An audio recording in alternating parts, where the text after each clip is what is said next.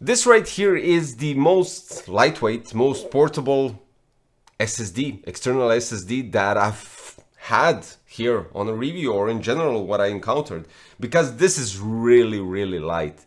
And we're talking about TEAMGROUP PD20M Mag Portable SSD. What does that mean? Well, let me just show you quickly what does that mean. Here we go. So this is additional storage. Well, it could be additional storage for your iPhone. And we're going to take a bit of a different approach on this video because, well, there are going to be regular benchmarks on the testing of the speeds, but I'm going to show you a bit of the details when we're talking a ProRes HDR recording in all resolutions, and how much you can actually store on this, how much you can record. Because, for instance, this is 1 terabyte, you also have 2 terabytes, okay? Inside the box you get the PD20M and you get this cable, USB Type-C to USB Type-C. Now, this is what I'm lacking here for this. This is, for me personally, a bit too long cable for your iPhone. So let me just show you quickly. So when you connect it here, and you connect it here at the back, this is where the angle is, right? And you want to bend it like so. So what happens here is this. You get all of this for nothing. And honestly, if they just went on one side to have 180 degree, and then you just plug it in, because there is a bit of a bend here on the SSD, but that's totally irrelevant. It's not drastic or anything that you need to worry about. But if they just went with 180 degree, it will be such a clean design. And yeah, eventually the only problem would be is that not everybody's running iPhone 15 Pro Max, or they're running iPhone 50 Pro, and there's a different size of the iPhone, so it kind of goes into that segment. But it's quite straightforward to remove it, place it, and it's not something that you'll have to worry about, because it is thin. It is thin. It doesn't heat up that much. We're talking about USB 3.2 generation 2x2. Read speeds go up to 2000 megabytes, as well as the write speeds. The dimensions are 70 x 62 x 8.2 millimeters. So the thickness is 8.2. System support macOS, iOS, and Windows. And basically, that's all you need to know. There's nothing additionally to check out. So what I wanted to say is, if you connect it to your iPhone and you decide to record in ProRes HDR, right? 4K on 60 FPS can record up to 72 minutes. And I'm taking this into consideration with 144 gigs of free space on my iPhone currently. 4K at 30 FPS, ProRes HDR 144 minutes. 4K at 24 FPS, ProRes as well, 179 minutes. Then we go with HD, because I don't know, it's all up to you guys to decide. HD at 30 FPS, ProRes HDR 577 minutes. And the same thing, HD resolution at 60 Hz, ProRes 288 minutes. Now, it doesn't show in iPhone storage like additional capacity. I mean, I didn't know that before, so I don't know if this is something new or strange, but it actually, you can't open, well, at least I couldn't open ProRes HDR on 4K 60 Hz without additional storage. iPhone actually says you need an additional storage to plug that in. So there's that. Now the interesting thing, this PD20M is on average $110. I couldn't find it in Europe, or maybe I just skipped it accidentally. But there's another thing. I saw it somewhere else for 80, and then I saw it somewhere else for 125. So average 110, approximately 111, 112. Yeah, but the price is quite alright. And if you manage to snag it for $80, this is quite good. Now, the benchmarks, right? I have something that will be quite interesting for you guys to see, because it doesn't go as it should in all benchmarks. So, ASSD, read speeds 1964.54 megabytes per second, write speed 1674.09 megabytes per second. This is 1 gigabyte file transfer, right?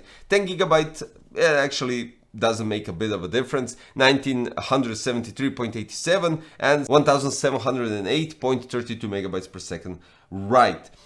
This is the biggest file ASSD can transfer, right? So let's go with that to this benchmark. Read speeds 1.99 gigabytes per second, write speeds 1.71 gigabytes per second, which was quite alright. Then we go to Crystal Disk Mark. Now, I always go with 1 gigabyte file, and it read speeds on Crystal went up to 2120.56 megabytes per second. Write speeds went up to 1827.03 megabytes per second. So in all of these benchmarks, the closest it got is Crystal Diskmark in write speeds reaching 1827. It should be somewhere even closer to 2000, but okay. But this is 1 gigabyte file, right? So I wanted to test out something because you never know. You go with 1 terabyte of storage, you record in ProRes, you record, I don't know, 20 minutes, it goes over a couple of gigs, you maybe record even more, and you want to transfer it to your PC. So what happens? You get in Crystal Diskmark, for instance, this is where I started the benchmark. Crystal Diskmark with 64 gig file, it goes with read speeds 2097.22 megabytes per second. Kind of lowers down a bit, but nothing drastic like 23 megabytes, right? Write speeds 360.80 megabytes per second. Now, this is interesting, so I did my own test, so it does have only synthetic benchmark.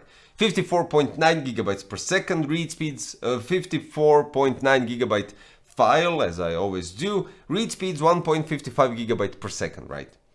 And write speeds 344 megabytes per second. So this is something that happens. Cache gets filled up and it uses storage to transfer, well, basically, you know what I'm trying to say here, and can't process at a higher rate because of the storage, of the capacity of the file that you're transferring.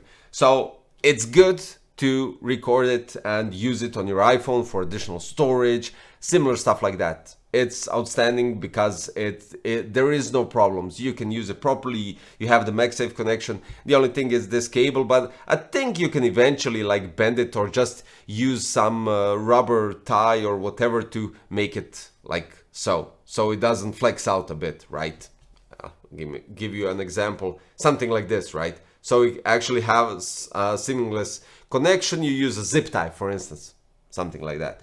Because in this scenario, there's no way the MagSafe is going to be this close to the actual charging port or connection port, so you won't have it flatten out like this.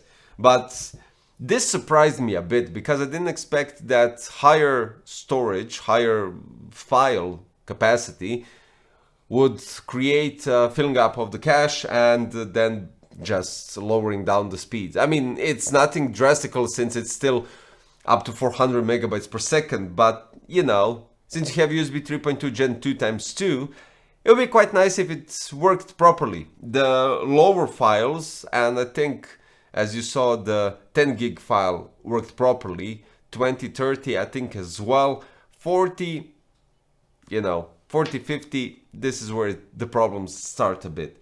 So if you're using it for light usage and you don't use big files, I mean, this is ideal for additional backup storage in terms of placing it on your phone and having it just if you're taking loads of photos, if you're taking loads of short videos and similar stuff. This is an ideal companion because it's light, it's really light. We're talking here about 40 grams and 8.2 millimeters of thickness, which actually doesn't add too much to your thickness of the phone.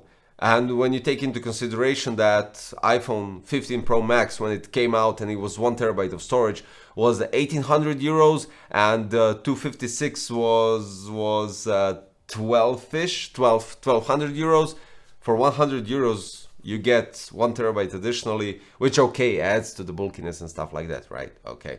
But if you're on the go and you're recording, or you're a creator, or you do whatever you want to do with your iPhone, this could maybe solve some issues when we're talking about the storage. So guys, TEAMGROUP PD20M Mag Portable SSD with 1 terabyte of storage, and I'll try to find the 2 terabyte version as well, so you can check it out. And that'll be all for today, guys. If you enjoyed this video, don't forget to subscribe, hit the like button, and click the notification bell, because it actually helps the channel grow, right? Thanks, see you next time. Bye.